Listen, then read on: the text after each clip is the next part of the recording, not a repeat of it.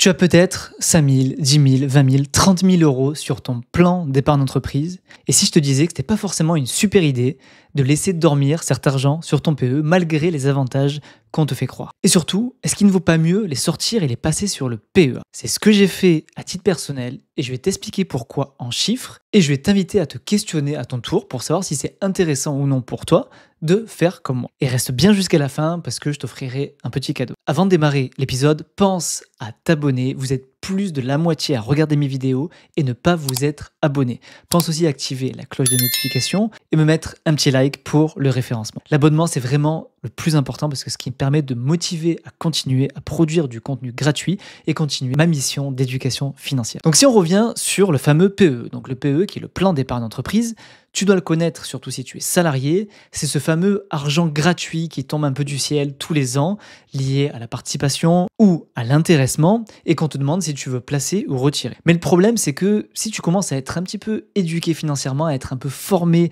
notamment à la bourse grâce aux ETF, tu as dû te rendre compte que dans ce PE, il n'y a pas d'ETF. Ce sont des fonds souvent très chargés en frais et même souvent des fonds de fonds. Donc tu dis que c'est finalement peut-être pas si optimisé que ça. Et à juste titre, et c'est ce qu'on va essayer de démontrer dans cet épisode. Donc avant ça, déjà un petit rappel de qu'est-ce que le PE et comment ça marche, enfin, quels sont les avantages et inconvénients. Donc dans les 3 avantages qu'ont le PE, le premier, ça va être cet argent un peu qui tombe du ciel tous les ans, que ce soit la participation ou l'intéressement, et que tu peux décider soit de retirer immédiatement, soit de placer du coup sur le fameux plan d'épargne entreprise. Le deuxième gros avantage, et ça c'est pas pour tout le monde, enfin c'est pas pour toutes les entreprises qui le proposent, c'est l'abondement. L'abondement, c'est vraiment un avantage super intéressant parce que c'est vraiment de l'argent gratuit pour le coup. Parce que c'est si toi, par exemple, tu mets 500 euros, des fois, l'employeur peut abonder à hauteur aussi de 500 euros. Donc en gros, tu mets 500 de ta poche, mais tu as 500 gratuitement qui travaillent pour toi. Et les inconvénients, comme je l'ai dit, c'est souvent que le choix en support est assez restreint. Généralement, tu n'as qu'une dizaine de supports. C'est souvent des fonds maison, souvent des fonds très chargés en frais, à peu près à 2% de frais annuels. Et tu n'as notamment pas d'ETF dispo sur les PE. Un autre rappel aussi sur la fiscalité qui est applicable sur le PE. En gros, quand tu reçois ta participation ou ton intéressement, tu reçois un courrier généralement qui te dit qu'est-ce que tu veux faire avec cet argent. Soit tu te le fais verser sur ton compte courant et là, tu payes de l'impôt. Donc, tu payes de l'impôt sur le capital reçu. Donc, imaginons que tu as un intéressement de 1 000 euros et que tu es imposé à la tranche à 30%, tu vas payer 300 euros d'impôt supplémentaire. Donc, tu ne recevras que 700 euros. Donc, ça, c'est bien sûr si tu choisis la flat tax et si tu es au barème, donc si tu as une tranche marginale d'impôt inférieure à 30%, en général, c'est plus intéressant de choisir le barème. Du coup, tu payeras un peu moins d'impôts, donc ça peut être 0,11 en impôts, mais tu auras aussi la CSG à ajouter. Et la deuxième option qui s'offre à toi, qui est la plus courante généralement, c'est de la placer sur le plan d'épargne entreprise. Et c'est normal parce qu'il y a quand même un super avantage. Déjà, du coup, si tu le places, tu ne payeras pas d'impôt sur le capital que tu recevrais immédiatement. En plus de ça, si tu le bloques pendant 5 ans, au bout de 5 ans, si tu retires l'argent, tu payeras uniquement la CSG et uniquement sur les plus-values. Donc, fiscalement, c'est super avantageux. Dans les cas de déblocage, on va dire un peu standard, pour d'autres projets, comme par exemple pour le PER aussi, mais il faut partir du principe que l'argent est bloqué pendant 5 ans, mais si tu attends bien les 5 ans, tu as un avantage fiscal intéressant parce que tu n'es pas imposé sur le capital, tu es imposé uniquement sur la plus-value et en plus, tu n'as pas d'impôt sur le revenu, tu n'as que la CSG qui est appliquée. Par exemple, si tu as, encore une fois, ces 1 000 euros qui sont mis, si au bout de 5 ans, tes 1 000 euros sont devenus 1 200 euros, tu payeras 17,2% de 200 euros, donc vraiment pas grand-chose.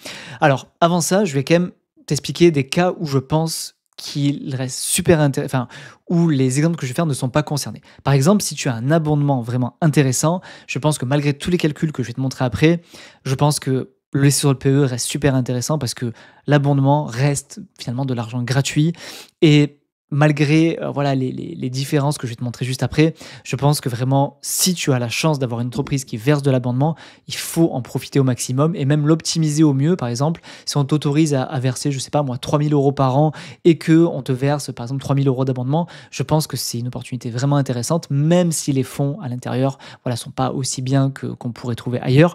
Mais je pense que si tu as de l'abondement, ça reste, les cas que je vais te présenter après ne sont pas concernés pour les PE où l'abondement est vraiment intéressant. Et les cas que je vais te montrer juste après, c'est dans le cas où ton entreprise ne verse pas d'abondement ou pas beaucoup, et surtout quand tu as passé les fameux 5 ans de ton PE, et du coup, tu dois te poser la question, est-ce que c'est mieux de retirer, de payer ma CSG et de les réinvestir par exemple sur le PEA, qui est une autre enveloppe fiscale, voilà, avec de très beaux avantages, mais surtout avec la possibilité d'investir dans d'autres actifs, des actions en direct, avec des ETF dans le monde entier.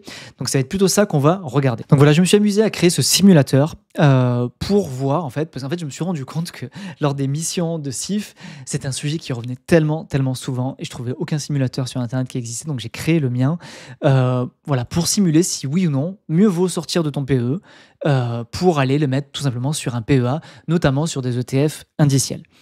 Donc, l'objectif, ça va être de voir, en fait, en fonction de ta situation, si c'est intéressant pour toi. Donc, moi, je vais faire des cas, bien sûr, génériques. Ce sera à toi de faire ton cas.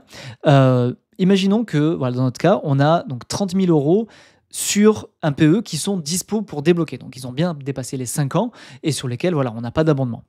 On va simuler, disons, 10 000 euros de plus-value latente sur le PE, ce qui est quand même une performance vraiment énorme pour un PE. Donc, en réalité, c'est un peu moins. On verra après avec des simulations peut-être un peu moins optimistes. Et ensuite, voilà, sur les datas que j'ai mis, et c'est là où ça devient intéressant, parce que, voilà, je l'ai dit tout à l'heure, sur le PE, un des inconvénients, c'est qu'on a des fonds maison généralement très chargés en frais. Alors, pour simplifier, j'ai mis que c'était à 2% de frais de gestion annuels. Alors oui, je sais, la plupart des employeurs payent les frais, mais souvent, ils payent les frais sur versement, ils payent les frais de garde, tout ça, mais les frais du fonds, ça, pour le coup, c'est bien vous qui les payez parce que c'est déduit de la performance. Donc, même si votre employeur paye les frais sur les fonds, ça reste quand même déduit de votre performance. Donc, je pense qu'il faut les mettre dans la balance. Donc, j'ai mis vraiment la différence entre 2% de frais sur les fonds et des équivalents de frais d'ETF. Donc, j'ai mis 0,20, ce qui est aujourd'hui ce qu'on peut trouver assez facilement sur des ETF monde, PEA depuis peu d'ailleurs, avec l'ETF d'Amundi ou même l'ETF BlackRock qui est à 0,25. Et si tu vas sur des ETF comme le S&P 500 ou le Stoxx 600, tu tombes même à 0,12. Donc, j'ai mis 0,20 pour avoir une moyenne à peu près normale d'ETF indiciel large qu'on peut trouver sur le PEA.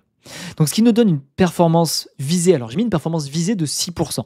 C'est un petit peu conservateur et je pars du principe qu'on est 100% en action. Parce que, évidemment, sur le PE, tu n'es peut-être pas en profil dynamique, peut-être que tu as une allocation diversifiée, défensive, avec de l'obligation, du monétaire. Pour simplifier, j'imagine qu'on vise 6%. Voilà. La moyenne historique des marchés est plutôt aux alentours de 9, mais disons qu'on est à 6% de performance visée avec uniquement, on va comparer l'équivalent d'un fonds sur le PE uniquement en action et un ETF uniquement en action. Donc, ce qui nous fait une performance nette du fonds de 4%, parce qu'on retranche les 2% de frais, et de 5,8% pour l'ETF, parce qu'on retranche les 0,2%. On a la fiscalité, le frottement fiscal de la sortie du PE qui est calculé automatiquement là, qui est en gros tout simplement 17,2 fois les 10 000 euros, parce qu'on a supposé 10 000 euros de plus-value, donc on paye uniquement la CSG sur la plus-value, ce qui fait qu'on récupère un capital net de 28 280 euros. Donc on avait 30 000, on récupère 28 280 parce qu'on a payé la CSG. Et là, j'ai fait le petit calcul ici qui te permet de voir en fait ton capital, comment il évolue si tu laisses ton capital sur le PE avec cette perf de 4%, VS si tu sors l'argent, tu payes ton impôt, tu mets sur un ETF, par exemple un ETF monde sur le PEA, donc avec une performance plus intéressante parce que tu n'as pas les frais.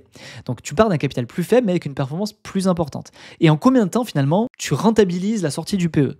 Et bon, je t'évite le truc. Et ici, pour ceux qui sont sur le podcast, je le dis de vive voix, il y a un tableau que je présente et dessous, j'ai une formule qui dit en combien d'années tu rentabilises ta sortie du PEA. Donc notre exemple là, c'est 4 ans.